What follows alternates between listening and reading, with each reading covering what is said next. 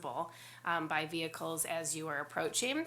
They also can help with rear end collisions. If your taillights are lit up, you're less likely to be rear-ended. Note that most of the daytime running lights do not activate the taillights, so you need to turn the headlights on for this specific advantage. And also those daytime running lights, I feel like I keep saying the wrong word, but they don't come on, as I mentioned, at dawn or dusk, or sometimes in some of the darker or poor weather conditions. And so you might be driving when things darken and not have those on, and you're putting yourself at risk of some safety hazards. So just be in the habit of turning those lights on regardless of the day or weather. Thank you. Nora's driving now too. What? Nora's on her own driving. Oh, yes, I saw a 16. That's exciting. Okay, I need a motion to adopt the September 11th, 2023 agenda as moved. presented. Second. All in favor? Aye. Aye. Thank you. We're going to review the annual academic and career plan by two Chris's. Thanks, gentlemen. So, good evening. Chris Madke and I will go through a presentation. You have a memo in front of you, and then you also have this presentation in front of you. The memo goes into a few more details about academic and career planning from a state perspective and from a policy perspective. I'm not sure that's as interesting as some of the things maybe to share with you tonight. So Chris and I will tag team this a little bit. But academic and career planning is really an evolution of what many of you would have thought of a long time ago as, well, do you have a 4-year plan in high school? Right? What classes are you going to take? What are you going to do? And academic and career planning just says, you know what, we should probably start earlier than your freshman year, and there should probably be a few more things that are involved and a few more people involved, and to kind of get people to where we want to be. So the actual definition is right there, taken from the Department of Public Instruction. It's intended to be student-driven and adult-supported, which is much of what we do in education, but really talking about there must be something for me beyond high school, right? Something other than, well, I don't know, I guess I'll get a job, right? And that's really the idea behind academic and career planning. What is it you want to do beyond high school? And I think one of the things, and I don't know if this will come up in anything that Chris talks about, I say this frequently to people. I think one of the most important things we can do for kids, because it's low cost, low pressure, is find out what they don't want to do. Because it can be pretty intimidating to think, well, I think I'm going to go to college and here's my major, and then a whole bunch of other kids are all freaked out because all their friends have majors. Like, yep, and they're going to change them 5 times.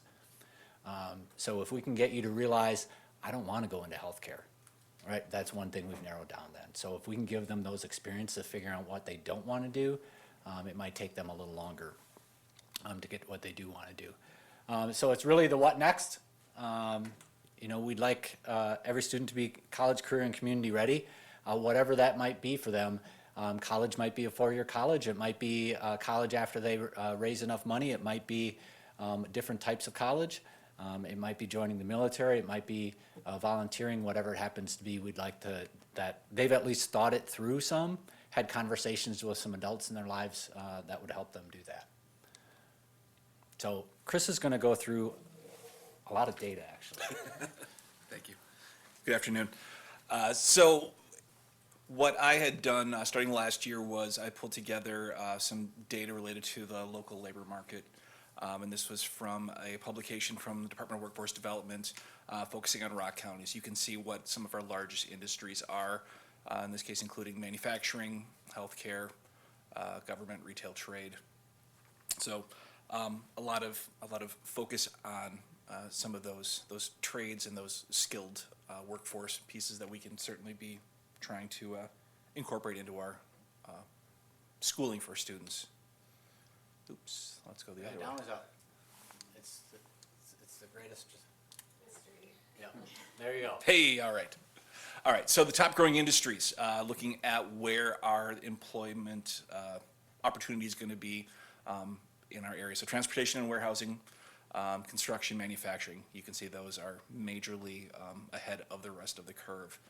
So things that we can, again, be preparing our students for with the excellent opportunities we currently offer to our students. Another statistic looking at what are some of the long-term projections for industry growth for the area. And I know that's kind of hard to read, but within your top three, you've got education and health services. So health services, of course, is a major area of growth. Trade, transportation, utilities, manufacturing. So we hear this over and over again. Rock County is definitely an area where that's a wonderful employment opportunity that exists to make a livable wage.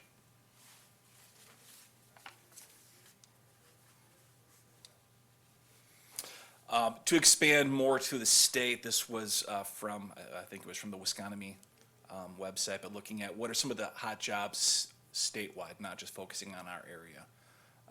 So again, you've got heavy duty truck drivers, maintenance, repair workers, some things that maybe are not quite as focused that we would see in the Rock County area, but again, welders is on there, general and operations managers, things like that.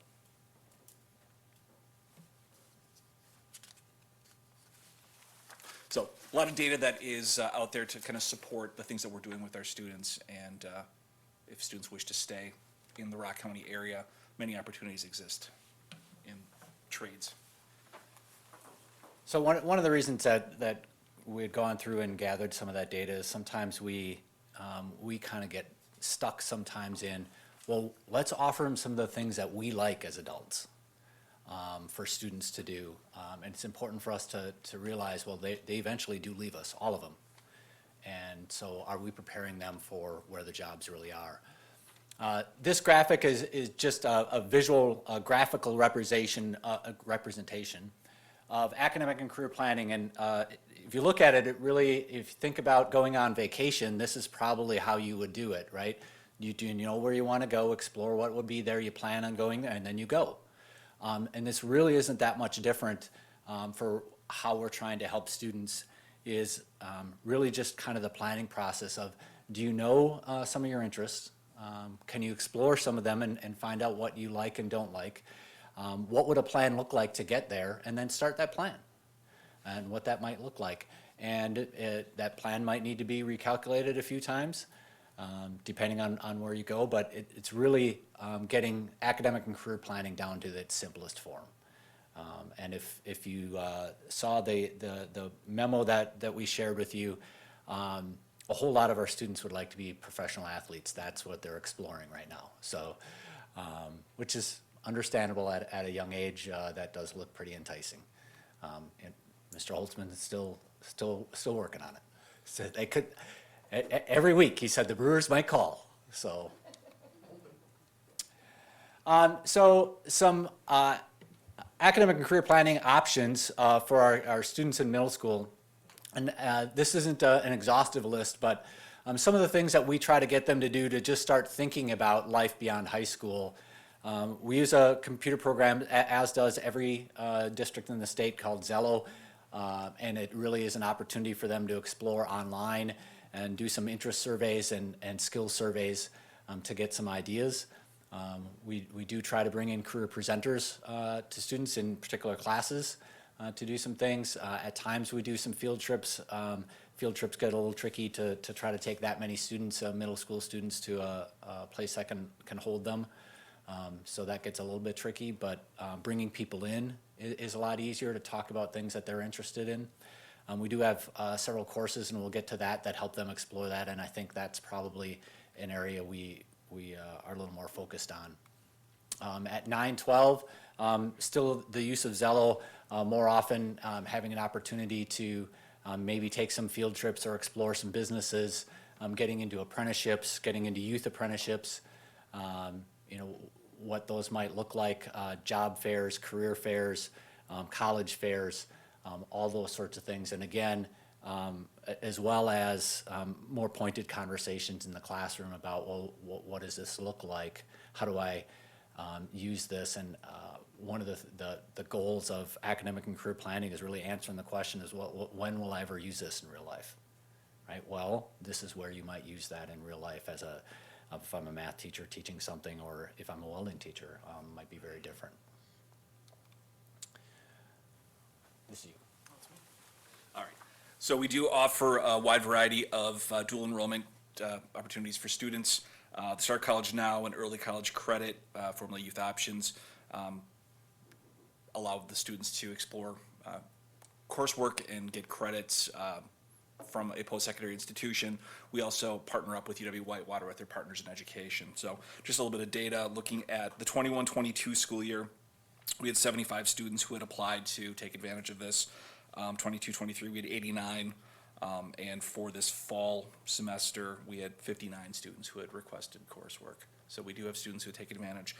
For the Partners in Education through Whitewater, it was anecdotally reported by the instructor that he averages about 16 to 20 students, and they all regularly take that course for credit.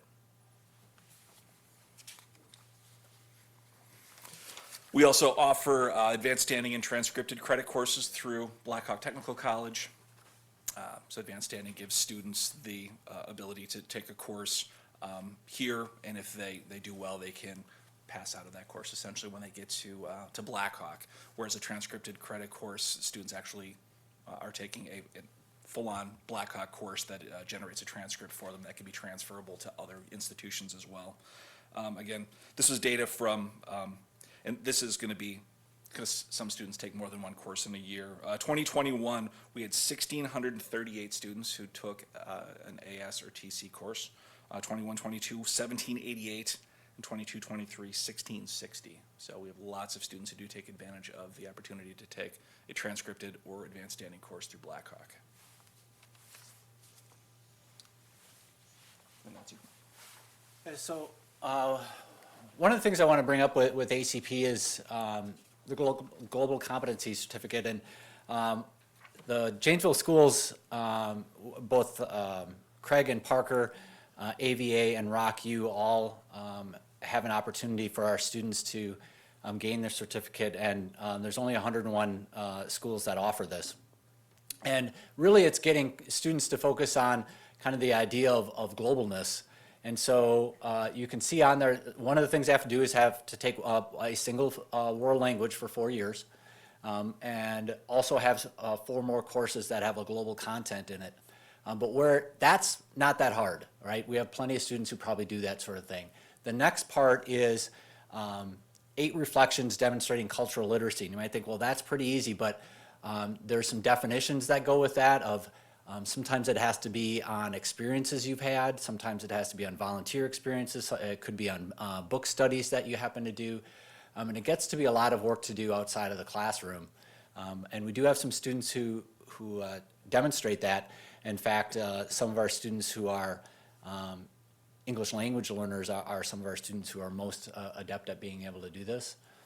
They also have to do 20 hours of a global service project. So it's a rigorous process, and I do want to mention it because the students who actually do take the time to do this receive a state certificate in global competency, and it really, right, it's standardized and shows the amount of work they did to do that.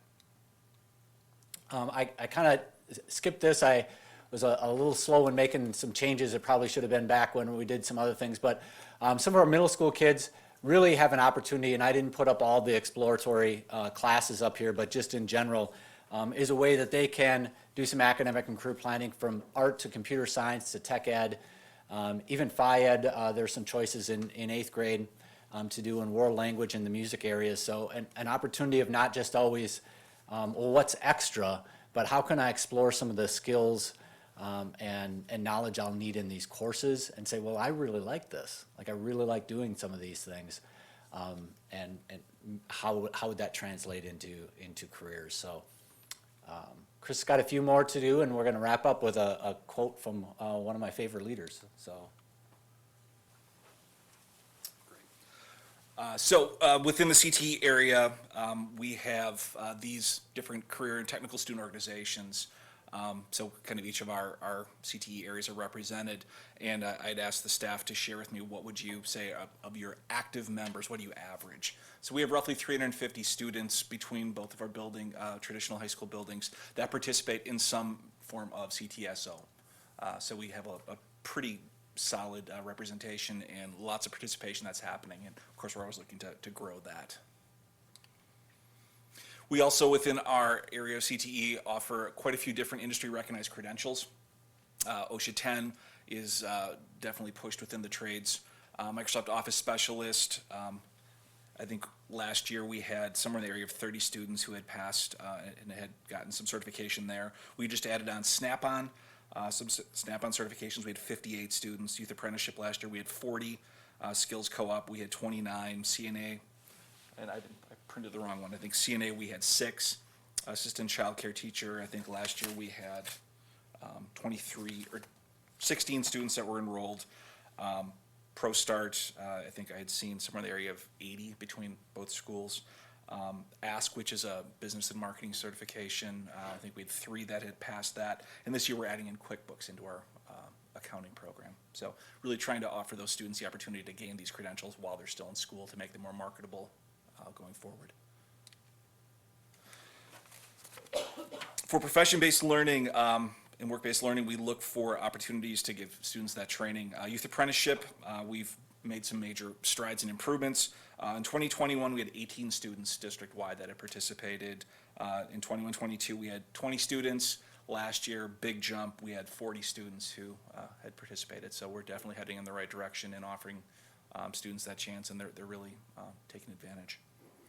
Craftsman with Character is a program that we have revitalized as a pre-apprenticeship, and we've got 14 students currently participating through Parker, and we're hoping to be able to expand that into Craig for next semester. I mentioned state certified co-ops, the assistant child care teacher. We had 15 students in 21-22, 16 in 22-23, and 23 students that are currently enrolled for this coming year, and that is a state certified co-op that students complete. From the academy model, Craig, with their Elevate Global Business, generally averages between 25 and 30 students, and this year we've added in the Parker model, the business innovations, and I think they've got 18 or 19 enrolled. So offering that real-world hands-on experience interacting with business professionals.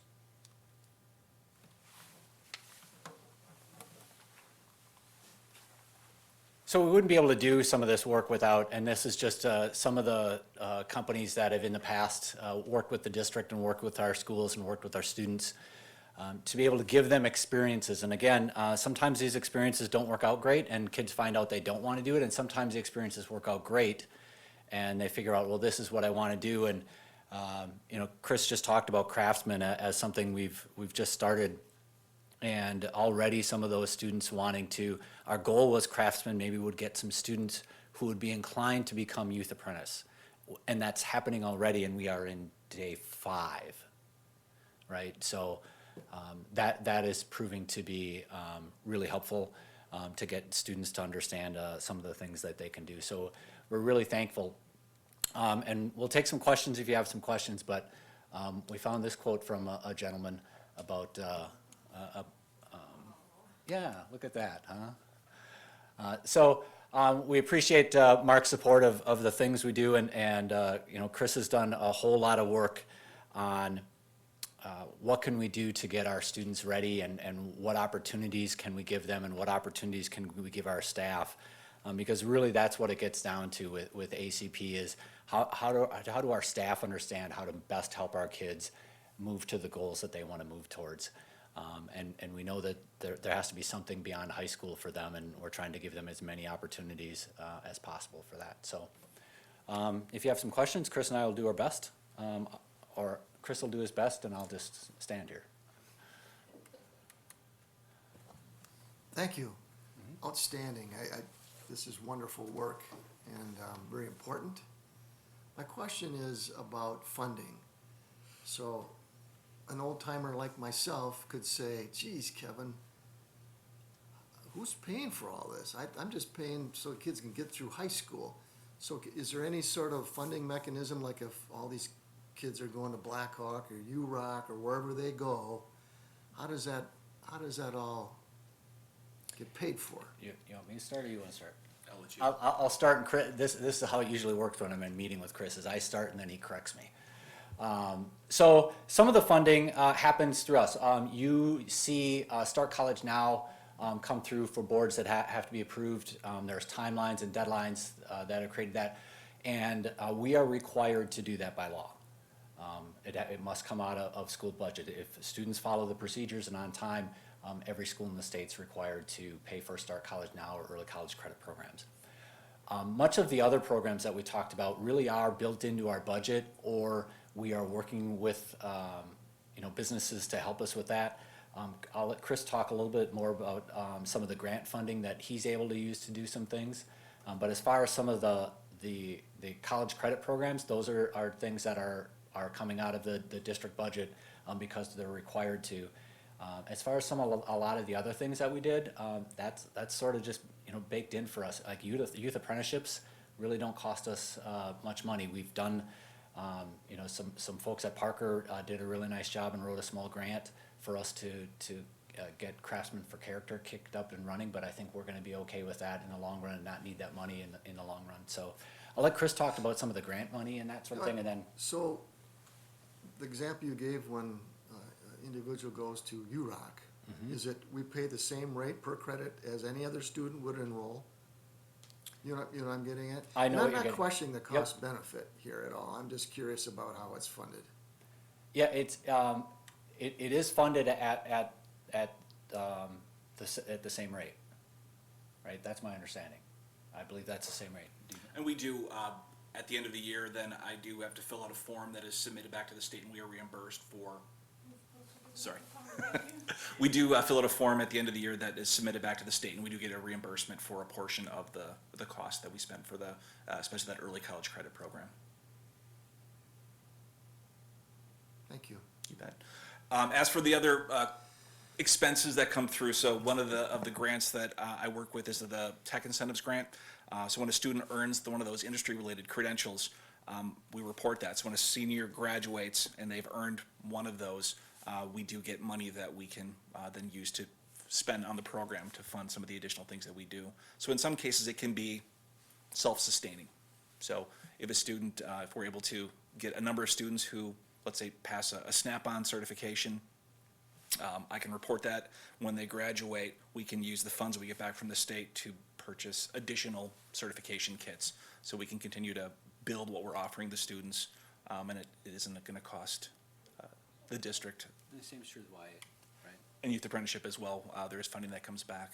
And then through Perkins funds, I'm able to utilize Perkins funds to help pay for some of the things that we do with students as well. So, these are wonderful data points about people taking advantage, the students taking advantage. So, for example, if I enroll at a class wherever, and the district pays for it, and I don't finish or I don't complete, am I responsible for payback to the district, or in other words, how's our success rate? Success rate is very good. I mean, students, by and large, do, and we have to record that, and it is reported back to the counselors, and they record it on the students' transcripts. So what happens if I sign up for an EMT class and I don't pass the final exam? Well, here's what technically happens. Technically, so in order to participate in those programs, the procedures are clear, and they're the same at every district, right? Because they're state procedures that if a student would drop after the deadline or would fail the class, Yes. that a school may ask that student to reimburse them.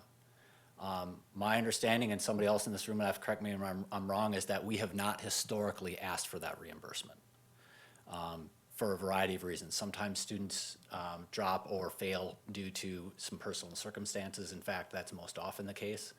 They don't take a course and then intend not to finish it.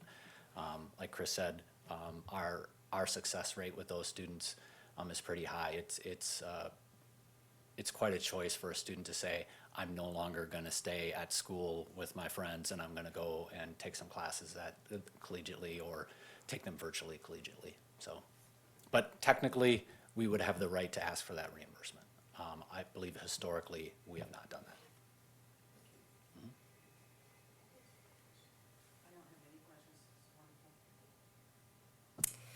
Yeah, this is great. Really great overview. There's so much going on. The Craftsman, what's that one? with character. I'm going back to a dentist appointment. I told you about a dentist appointment earlier today, and that my hygienist mentioned that her son was involved with it, and I thought, I don't even know what that is. And then it came up. I need to be closer. Maybe I don't want it to be closer. And then it came up again, and so I feel like I'm like ringing. It'll work better if it's closer. Okay.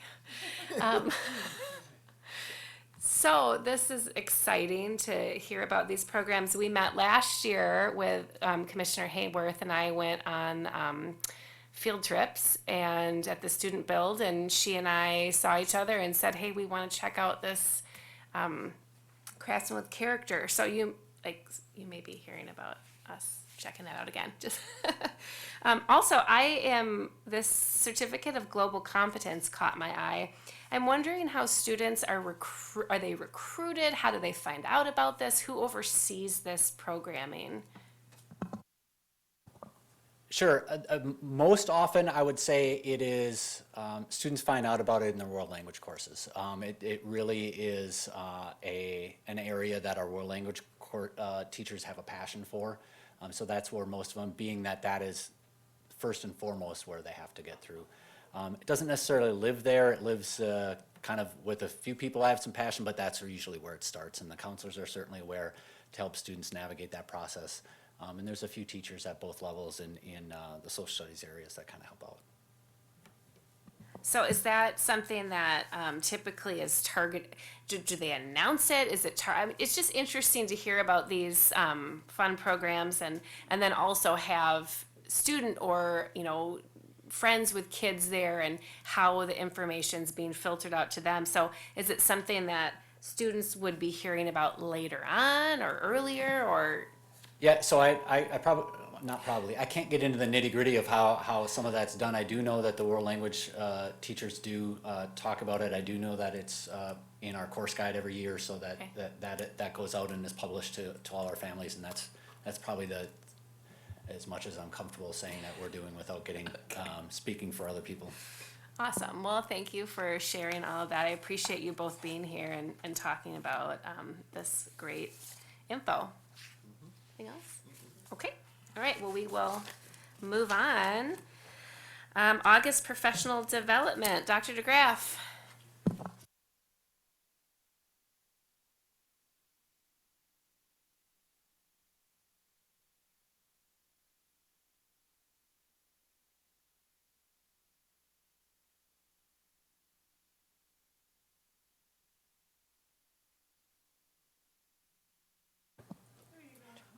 I was done.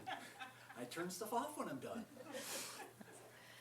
Right, so good afternoon. I want to take some time to share with you a little bit about the information on our recent August professional development learning opportunities. So we have professional development throughout the year, but in August we have multiple days that are dedicated to professional development to support teachers as we help them prepare for the start of the school year. And it's as far as the planning process, we're on a little bit of a break for right now, but back in January or February, as we get to January and February again, we'll already start thinking about and planning towards August professional development as well. And so it is a very complex process, but all of these departments play a role in helping us prepare for the August professional development days. Each of these departments either also are preparing some professional development or helping with coordination of different groups that they supervise. So as we think about professional development, one of our goals in August is that we have a balance between district and building professional development and work days as well. So at the beginning of the year, the first day back, all 20 schools in the morning spent time in a building professional development, welcoming staff, and also sharing out their building goals. And then in the afternoon, all staff went to Craig, where our superintendent talked about our district goals and how those are aligned to our building goals and next steps as we move forward with our district goals. Then we also have specific days that are dedicated to elementary, middle, and high school for professional development. We want to ensure that there's work days, so we make sure at the very beginning when they are back that they have a work day that is uninterrupted without meeting schedules. And then we try to do a work day right before that orientation day. So again, they have some uninterrupted time in their classroom to prepare for parents for Ready, Set, Goal and orientation and meet and greet. We did something a little bit different this year. We had Ready, Set, Goal and meet and greet on August 31st before school started, and then the actual first day of school, every student started. So that was a little bit of a change, but it worked very well. And as we talk about professional development, sometimes we think about it's just professional development for classroom teachers or core content area teachers. But one of the reasons, you know, so many departments are involved is because we do provide professional development for a lot of our specialists and non-certified staff. You may have noticed that there was casualty care that was open to all staff that either had not had the training or wanted an update. We had a secretary training in August.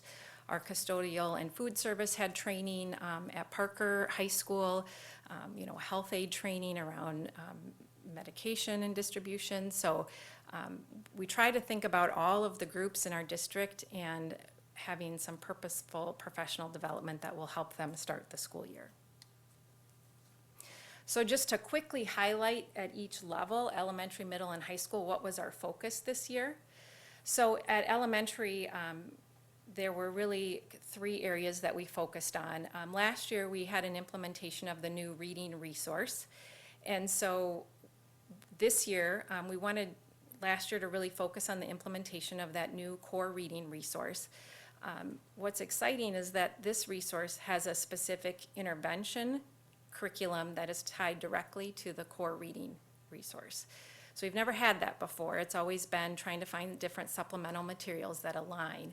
So we had a training on our reading intervention for all staff on those foundational skills, and we had a lot of great feedback and excitement around the access to that resource and the opportunity to connect it directly to the classroom. This summer, we had elementary teachers from every grade level down here at the ESC, and we were looking at our reading assessments at the end of each unit, and they were providing feedback on what worked well and maybe some adjustments or changes. And then we had all of those teachers roll it out to the teachers in their grade level in an August professional development, which it's always very helpful when the teachers know that their own teachers did the work and that they truly understand what they need in the classroom. And then we had a new social studies resource, which again, with the support of the business department in that ongoing resource adoption process. It had been since about 1992, since we'd had a new elementary resource. We've had a few things in history that's happened since then, and so it was great to have this updated resource as well. And we tried to balance that with not making it too overwhelming for the teachers as they continue to focus on their implementation of ELA and math. Middle school, so their big focus, and again, there were many other things that happened, but these are the key focus areas. The implementation and training with a new math resource, ELA resource, and then Chris worked with all the middle school principals, and they all came together as the 3 schools to do training around the flex period that was put in. So that was great to have all 3 schools there hearing the same message and expectation and purpose for that flex time. And then at the high school level, we continued our curriculum work around grading and assessment as well. As you know, we had a large group that had some additional training with AVID, so how are we using some of those AVID instructional strategies? Our other Chris doing some training around career and technical education, and then also additional training with our high school social studies teachers. So really that's kind of a quick overview. We also did, Angela Lynch worked with teams in all K-12 buildings, and we did some focused around brain-based learning and closing that achievement and equity gap. So that's kind of a quick, brief overview of what happened in those 2 weeks in our August professional development. And so I'll just give you a minute if you have any questions around that. I just wanted to clarify, there was training also for substitute teachers, is that right? Yes, thank you for reminding me of that as well. Yes, so worked with HR around that. And what did we have, about 55 substitute teachers that were here, and we provided a training. And, you know, working with Scott, one of the feedback the substitute teachers shared is 2 of their challenges are around classroom and behavior management and using our technology tools. So we had a session on each of those items provided by our district staff. So thank you for that reminder. Yes, that was an important one. Well, and I know that because I have a friend that subs in the district, and she thought it was a real benefit to her because, you know, I mean, like a lot of subs, they feel a little at sea. And there's a lot to have to adapt to very quickly. So they really appreciated it, the ones I heard from. Good. Thank you. For that feedback. Wow, I'm glad that you brought that up too, because I think it's really fantastic to know, and I think I would feel better about signing up to be not that I'm volunteering to do it, but I would feel better volunteering or, you know, taking on that new career as a substitute teacher, a guest teacher, knowing that I'm going to be given some training. That's great. I really like your presentation, how it was broken down into the different levels so we could really see what's going on.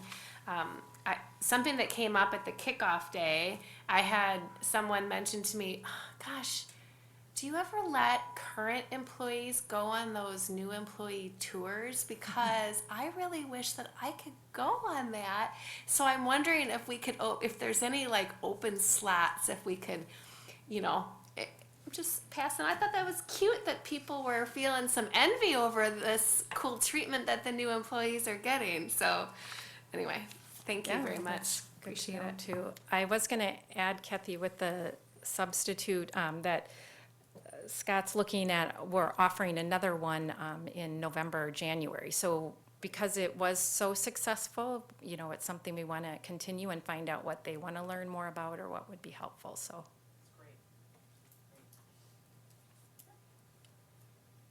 I guess we're moving on to peer mentoring too.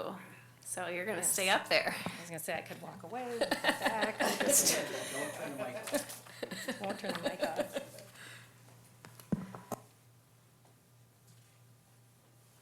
All right, well, the next presentation.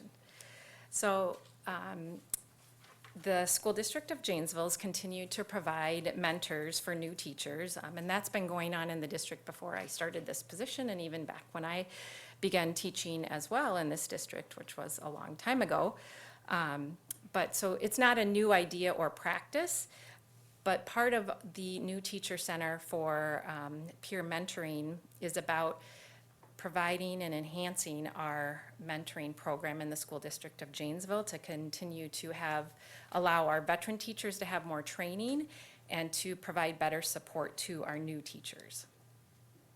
So what are the couple of outcomes from the presentation today that I want to share with you? I want to tell you a little bit about the background of the National Teacher Center Mentoring Program, and a little bit of the National Teacher Center requirements and our district requirements for being a trained mentor in the School District of Janesville, and then what are some of our next steps.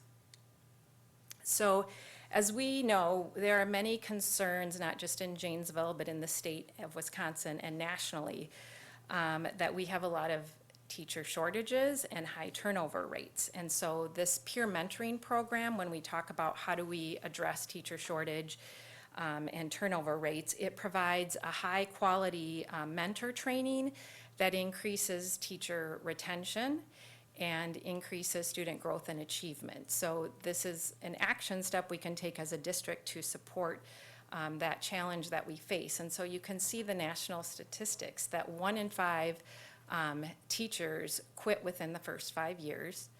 More than 50% of the teachers that are in high need districts leave within 5 years, and that states spend between $1 and $2.2 billion a year on teacher turnover. So it's a local, state, and national problem that we are trying to address, and we feel that this program is one that helps us take an action step to address the problem. So a little bit about the background of the National Teacher Center. It's been in existence for over 20 years. It's worked with more than 34,000 teachers and over 7,000 mentors and coaches, and impacted over 2.6 million students.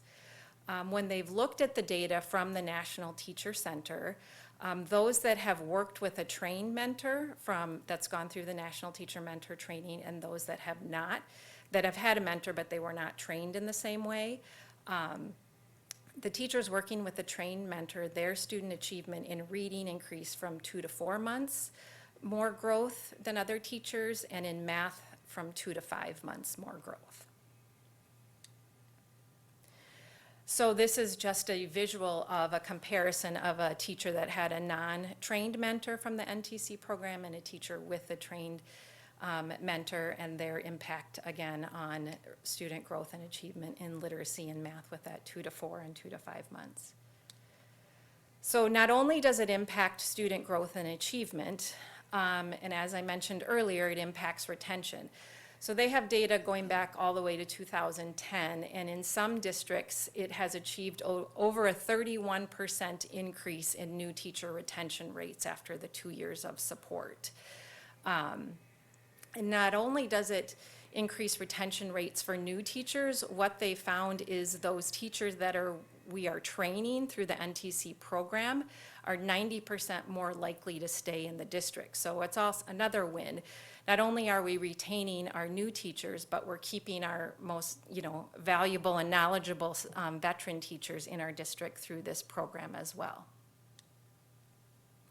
So what are the program requirements? What do our teachers need to do to become a trained mentor? And it's an intensive program.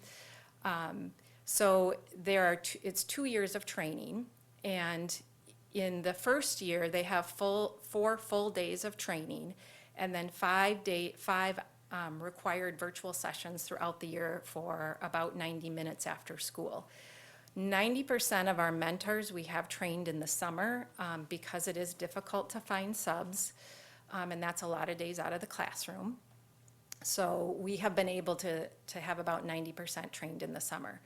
Same requirement of year 2 is the 4 full days and then 5 virtual meetings after school. So they have a total of 8 full training days and 10 sessions after school, and then they are a certified national teacher mentor. We provide a stipend for these teachers that go through the training, as well as they receive professional development hours. And that stipend is paid through not our local funds, but our Title II Teacher Growth and Development Grant. So I'll talk a little bit more about that, but it is used through our Title II grant that we pay for the training and the stipend. So what are they trained on? So we know that we've always had mentors in buildings, and there are certain things that you need a mentor for as a new teacher. I just need to know routines and procedures of that building. I need to know the safety procedures, attendance, supervision, how to run a parent-teacher conference. And so, mentors continue to do those procedural things. What the National Teacher Training does is that it specifically trains them on how to coach new teachers and support them with the challenges in their first 2 years. So I know some of you have been in the classroom, and you know that in teacher prep programs, we don't get a lot of training on behavior management and classroom management. That's, if I could just teach, that'd be fine, but, managing classrooms can be very challenging. And so what I appreciate about this program is this person is mentoring them and giving them feedback and ideas on how to help with classroom management and how to build relationships from day one with students. What are those things that you do to connect with your students so that they're ready to learn with you? It also trains them on specific instructional planning protocols. So sitting down with them and identifying what are your key skills and learning targets, and what specific strategies are you going to use in this lesson, and how are you going to assess them? So it really sits down from the instructional planning standpoint, and I think that that is part of the reason why there's so much growth, more growth in working with a trained mentor than a non-trained mentor. The other important component of this program is that they require a peer observation cycle. So your mentor provides time for you to go out and observe other veteran teachers. And so you can come back and then talk with your mentor about, I really noticed how they have a really, tight instructional routine in the morning when kids come into the classroom, and how I want to have that same structure. And so they get to reflect with their mentor afterwards. And then also the mentor goes into their classroom and they tell the mentor what they'd like feedback on, and the mentor will observe them, and it's non-evaluative. And the principals are aware that this is non-evaluative. They want them to have this relationship where they can easily share, here's my struggle, I'm feeling like I can't do this, and be comfortable around that. And so then they'll go in and observe them and give them feedback as well. They also sit down and look at student work and talk about, how do I give feedback around this student's work or activities to, again, help with students' growth and achievement as well. So those are kind of the big training components that happen within the program. So what have we done in the last couple of years? So we started out in 2020 with about 4 trained mentors. We had 32 the next year, we had 36 this year, so we continue to grow. And we have over 70 of these trained mentors that are fully trained with 2 years, and some that are finishing their first year of training and will be moving into their second year. So we hope to continue to grow that. So I send out a survey to get a little bit of feedback from the mentee, so the new teacher and the mentor. So I'll share a little bit of their feedback and then what are some of the challenges. So they 80% feel that their mentor helps them positively impact their student learning and their practices in their classroom, and that they truly value having that mentor.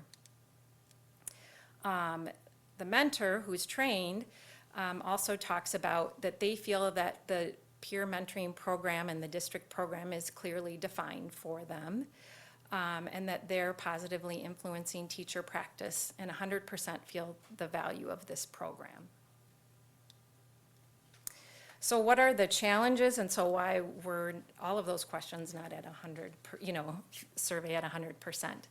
The first thing they'll say is time. The expectation is that the mentor meets with the mentee once a week. And so for both the mentor and the mentee, that's a lot of time, and that's hard to find. And so they feel like, I'm not as impacting student achievement or these teacher practices as much as I want because I can't meet with them. I'm finding challenges on weeks we have meetings or parent-teacher conferences. And so that's one challenge. As we're training mentors, another challenge is, as a teacher, your colleagues are always there to support you and help you.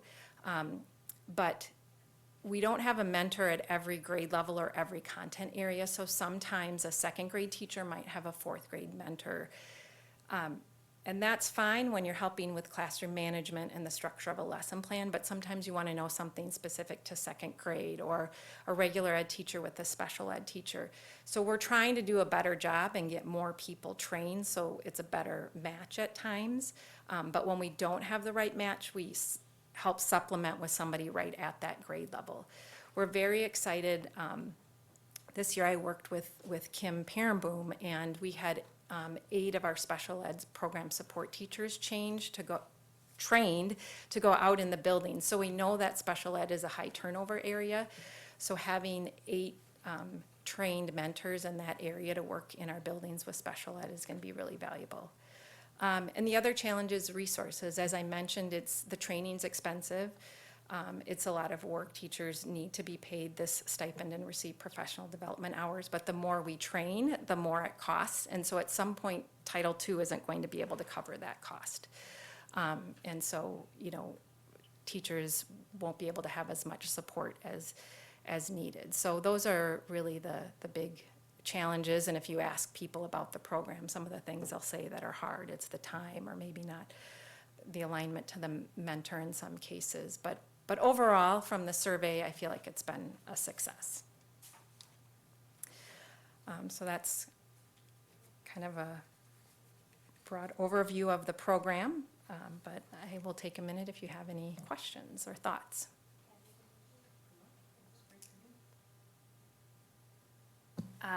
This is awesome. We had talked about that I knew obviously that you were going to be doing this, so it's so nice to see all of this data roll out. One thing that came to mind at the beginning, when we were talking about teacher turnover statistics and 1 in 5 American teachers quit, somebody brought this up to me, and we actually talked about it at our planning today, daycare issues. And I know for a lot of young teachers that is a primary reason. That is why I ultimately left the classroom. I had a baby, and that kind of changed things for me. So yeah, I mean, that reminds me of the Elevate project that students worked on and presented, and the daycare idea that they had for having that in the district, and opportunities for teachers and staff. And so that's always still in the back of my mind, what we can do differently and thinking outside the box to help solve those issues for families, because many teachers would love to stay, but there are real shortages out there, and you can only do so much. I have some wow comments that I didn't stop to think about the benefits of student success on the mentoring. I was just more thinking about how it would have helped me as a new teacher, just feel more confident and how to navigate and be more effective managing things. But to see this benefit in reading and math is really astounding. Of course it makes sense, but I didn't even think about it. One thing I was thinking about with, are all of our new teachers being paired with a mentor, or, okay, wow, that's fantastic. Yeah, not all of them have a Nationally Teacher Center trained Sure. mentor, but they all have a mentor. Okay. And then are those mentors, is it one-on-one, or some of them having more than one new employee to oversee? Typically, it's one-on-one. Some of our teachers trained mentors that might have more than one teacher, or for example, if a second grade teacher is trained and both the other 2 teaching partners are new, then they would take on 2. Or if they're an instructional coach and they have a little bit more flexibility, they might be mentoring 2 to 3 teachers or more. But we don't want to get more than 1 or 2 because of the time commitment, and then it loses the fidelity of the program. Yeah, this is just really impressive. I think it's fantastic, and I thought it was really awesome to see how the mentors felt 100% that not only were these mentees receiving benefit, but how impactful they felt they were making a difference. And that's a big reason why I'm sure why they're involved, because they know what it would have meant for them starting out. So, and I think about too, when we think about our employment issues, and often we're not back in the day where we have 80 applicants and most of them have years and years of experience. We're often hiring brand new teachers, and this gives them the tools. We might see, you're going to be fantastic. We know you don't have the experience yet, but we're going to help you get there. And I really like that that's, building the confidence in these new teachers, because this is a big district with some of these teachers are dealing with a lot of issues that they've probably never seen before. So, and this reminds me of a quote that one of my professors, and when I was doing my teacher preparatory work in grad school, and he said, "We're going to give you a thimbleful of water to put out a fire." It's like the equivalent, what we're giving you to teach your classroom, and what you're going to do is the equivalent of giving a firefighter a thimbleful of water and expecting them to put out a fire. So You appreciate that, Kevin, right? Get it? Yeah. So Makes it brought me back to that moment. So thanks for all the work that you and everyone else is doing, and all of the mentors that have signed up, because it's making a difference every day. Yeah, definitely. Big commitment. Thank you. Okay, rolling on. Benefits enrollment update. Mr. Garner, thanks. Good evening. Yeah, I'm here to just give you a quick update on the benefits enrollment for our staff. These numbers are soft because they were taken, the last numbers were taken August 31st, and since then we've had a number of new hires, and they have about 30 days or at least 30 days to enroll into a plan. So the numbers I'm quoting are already old, but we'll give you updates as they go. So as the chart was provided to you in the PPC notes, we currently have a total of 904 active plan users, families or singles. What you see before you there is Dean or Mercy. It's breakdown by the plan type. So currently for Dean, we have 298. This is as of August 31st users, 298 for Dean, 606 for Mercy. We currently have about 31 vacancies. Not all of them are going to receive benefits with those positions, but we do have 31 that are out there yet that may join the plan or not. We have to see when they get hired. And we have 23 new hires so far just in September. So those numbers are going to change just a bit. One of the questions that I was asked earlier, I talked with Superintendent Holzman about, was the FAHP. How many have migrated off? So as of June 30th, we had 40 utilizing that. We currently have 69 as of August 31st. Questions? How many migrated? We had 100, well, I should say this. We had 123 people migrate either away from Dean, well, they migrated away from Dean, off the plan completely, or went to Mercy. And Mercy, we had 107 users migrate to Mercy as of August 31st.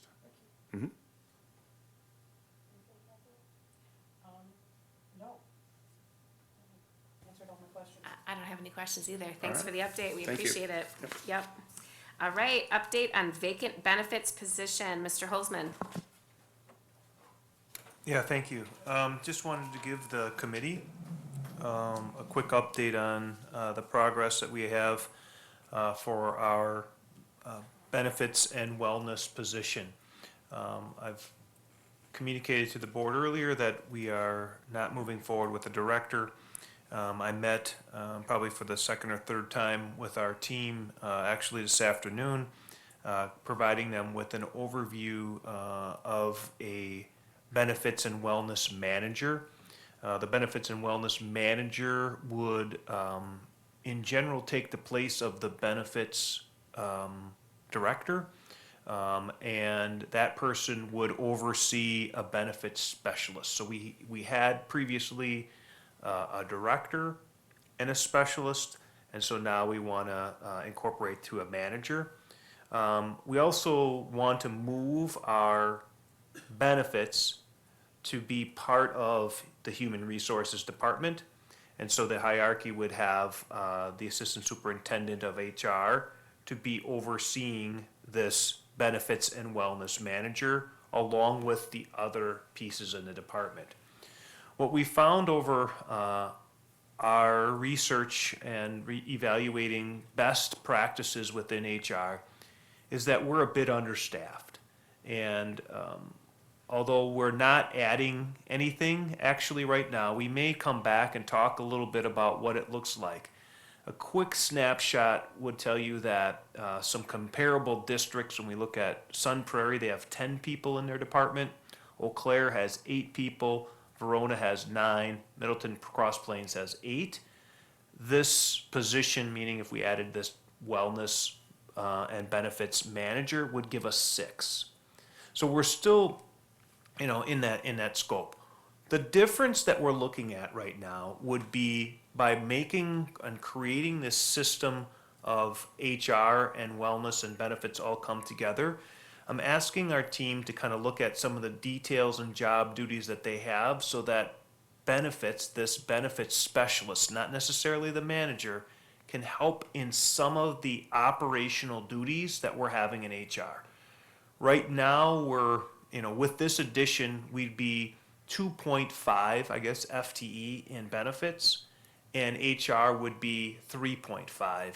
And we're really feeling that HR needs some more help, so we're really looking at more of a 2.0 and a 4.0, not adding any people, but just shifting a bit. And we have a lot of other areas of which I believe our HR department can continue to look at.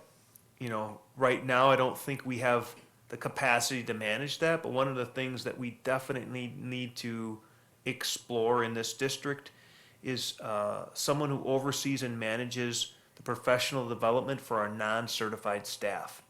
So you heard a robust process of all the things we do for our certified staff. We do things for our non-certified staff, but not to the same extent. And we have probably equally as number of employees in those areas.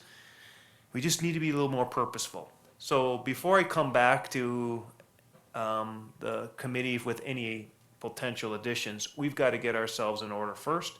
And so my goal with Mr. Garner is to have the position posted by the end of this month with a quality job description that outlines those details. We'll then look to, provide a quality interview process and onboard somebody as soon as that posting gets finished.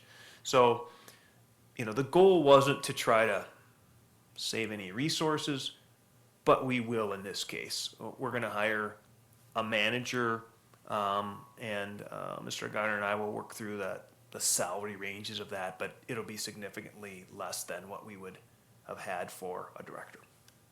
So, I guess I just want to give you an update, and hopefully you'll see something in the coming months with a potential hire.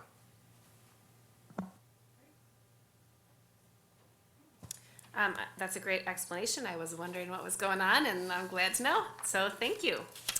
All right, everyone. It looks like we've made it to the end of our agenda. So our next meeting will be in October, the 2nd of October. So mark your calendars, 2nd of October, 4:30. The week we just made, actually, I'm forgetting that we just had our planning session for that today. So if there's anything that comes up that you have questions about for the next meeting, let us know, because that will be in a little bit later in October. Okay, so thanks everyone, and thanks for being here, and we will see you later, and I'll